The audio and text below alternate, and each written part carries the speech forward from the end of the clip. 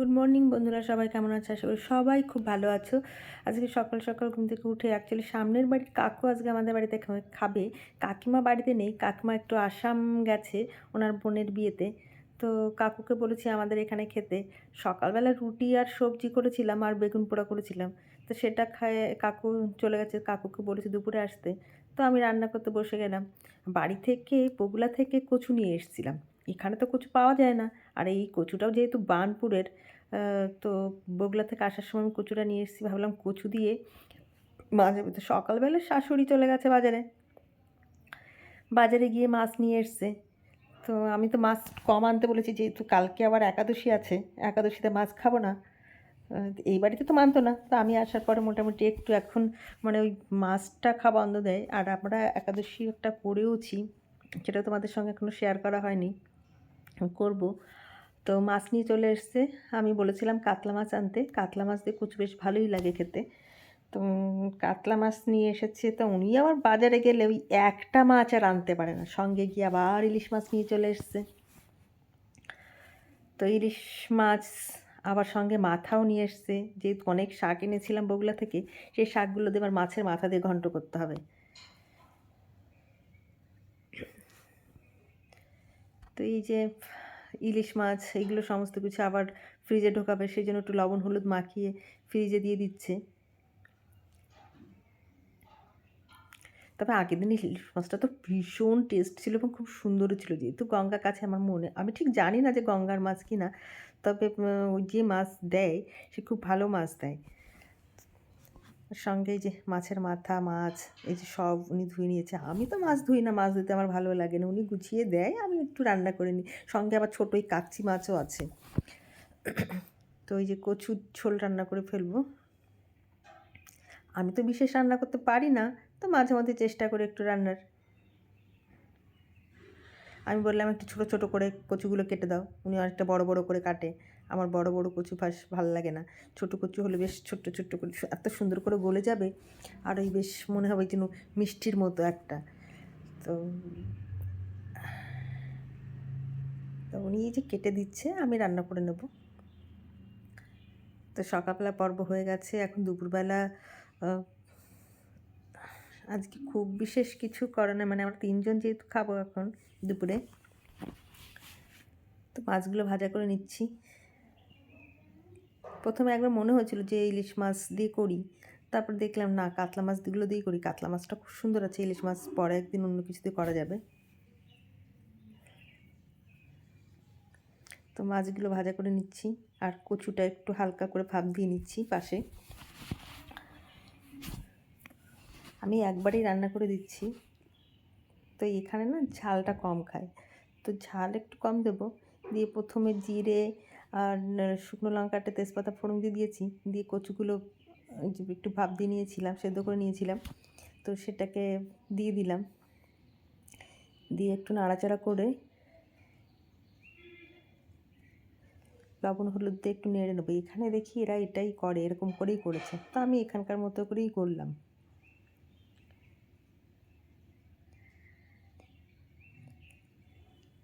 এখানকার মানে অ্যাকচুয়ালি বগুলার মতো করে করেছি। এদিককে আমি দেখেছি যে কচুর ঝোলে একটু আদা আর পেঁয়াজ বাটা দিতে, তো আমাদের ওখানে তো পেঁয়াজ বাটা দেয় না, আমি ভাবলাম যে আমাদের মতো করেই করি।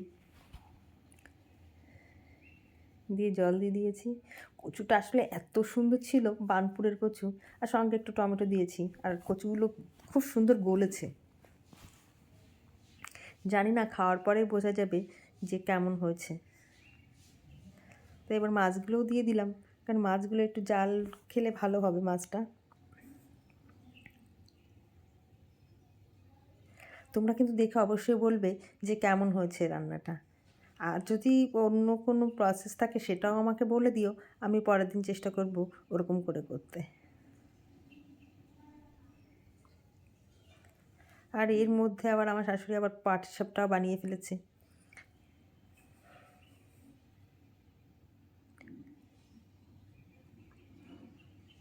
তো আমার কচু ঝোলটা হয়ে গেছে, দেখুন কচুগুলো এত সুন্দর গলেছে না, কি বলবো। তো আমি যখন লবণটা চেক করলাম, দেখলাম খুব সুন্দর হয়েছে।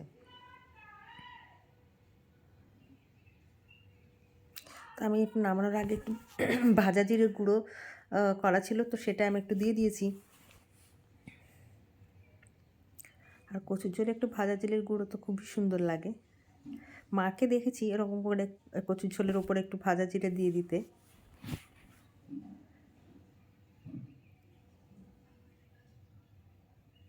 তো তোমরা কিন্তু দেখে অবশ্যই বলো কেমন হয়েছে রান্নাটা। বাকি ওলকপিও নিয়ে এসেছিলাম বগুড়া থেকে, ওটাও দেশি ওলকপিটা এখানে পাওয়া যায় না, তো ওলকপি দিয়ে আলু দিয়ে একটা ঝোল করেছি, আর ছামকিনি পাতা বাটা করেছি, আর টক পালং আর কাকচি মাছ ভাজা। কাকু এসে গেছে দুপুরের খাবার খেতে, তো কাকুর আবার খাওয়ার আগে থানকুনি পাতা, ওটা টক শাক, ওটা পরে খেও। আর এই যে মাছ ভাজা, এটা লাস্টে, ওটা লাস্টে। আগে এই পাশটা খাও, ওটা লাস্টে।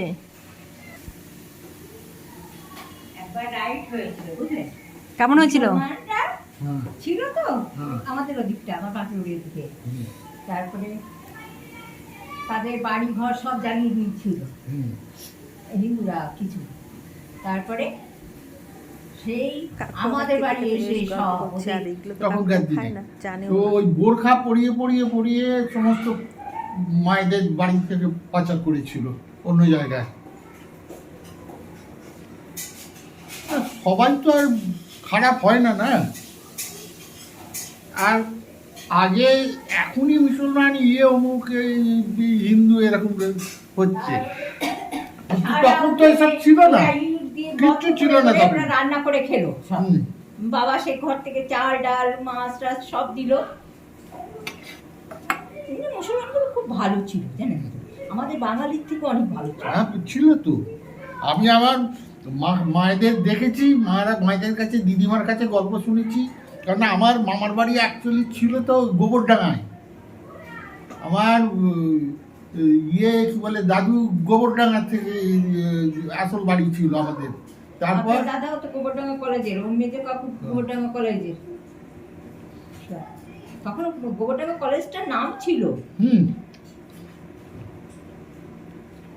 ওটা কিন্তু কোনো মশলা নাই, সত্যি বলছি। এটা টক পালং। হেভি। কালকে আরেক ওই বাকিটা রান্না করে ফেলবো, টক পালনটা। কালকে যে টক পালনটা রয়েছে আরেকটা রয়েছে না, ওটা কালকে রান্না করে ফেলবো। নিরামিষ তো। আমরা কি খাও তোমরা? আমি খাই। আরেকটা কি আছে কালকে করে ফেলবো, নষ্ট হয়ে যাবে না। হ্যাঁ, কোনটা? ওই টক পালন আরও আছে, দুয়াটি নিয়ে এসেছিলাম। এই যে আপনি যেটা খাচ্ছেন, কোনটা থেকে হয়? কোন শাক থেকে? দেখতে পালং শাকের মতো, কিন্তু সেটা টক। একেবারে পালং শাকের মতো নয়, মানে দেখায় আলটিমেটলি ওরকম, সেজন্য ওটা টক। পালং শাকের মতন দেখতে একবারে। একটু পাতাটা একটু ডিফারেন্স আছে সামান্য।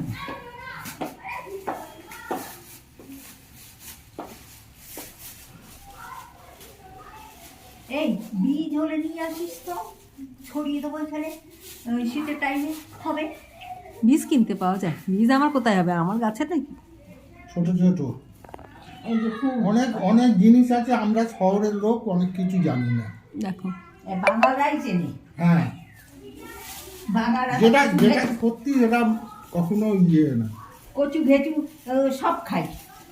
আর আমরা ফল শুকিয়ে গুঁড়ো করে রেখে দিই তাল মিষ্টি দিয়ে, সারা বছর খেতে থাকি। ফলটার খুব দাম, আমরা অর্ধেক শাকের দামই জানি না। আপনারা তো শুধু আলু পেঁয়াজ।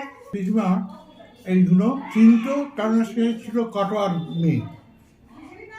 গ্রামের দিকে মেয়ে হলে আমরা ভাবতে পারি না, সজনের গাছের যে পাতা, সেই পাতা দিয়ে